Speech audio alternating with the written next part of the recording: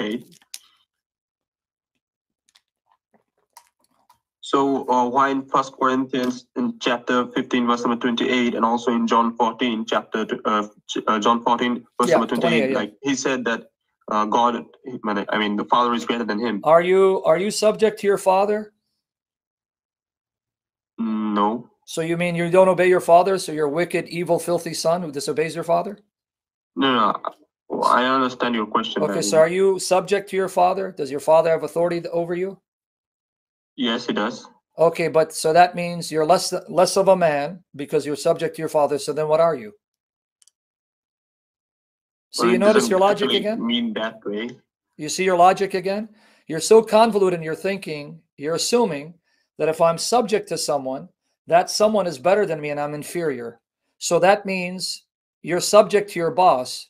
So if your boss is human, then you're inferior to your boss and you're less human or you're not human. See, this is the logic you're operating under. Okay, so let's go back and explain those passages. Notice in 1 Corinthians 15:28 says, the Son will subject himself to God that God may be all in all. So number one, he's the Son and he's subjecting himself. The same word there, subject, is used in Luke 2:51, where it says Jesus subjected himself to Mary and Joseph. Now, since Jesus subjected himself to Mary and Joseph, and Jesus is human, and yet Mary and Joseph are human, does that mean when Jesus subjected himself to Mary and Joseph as his parents, he was less human than them? No. But that's the logic you're using, because you're telling me if the Son is subject to the Father, then he can't be God, is inferior. Where'd you get that from? You can be subject to another because you're not that other. You're not the same person, but both of you can have the same nature. Even with the term greater. Is the president of your country greater than you? Yes. So that means you're less human than what are you? No, it doesn't mean in that way.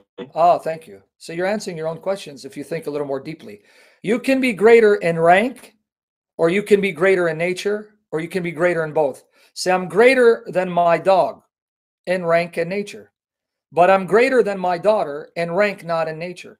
So why do you assume that if the Father is greater than the Son, that means the Son is less God or he's not God? Why don't you first read those verses in context instead of taking a verse here and a verse there?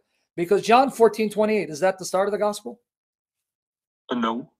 John 3:16, was that the start of the gospel? No. So notice what you did. You went and found a verse here and a verse there instead of reading from the beginning all the way to the end and trying to understand the entirety of the gospel so you can understand what these verses mean and do not mean. And you did that with 1 Corinthians 15:28. Chapter 15 is not the first chapter.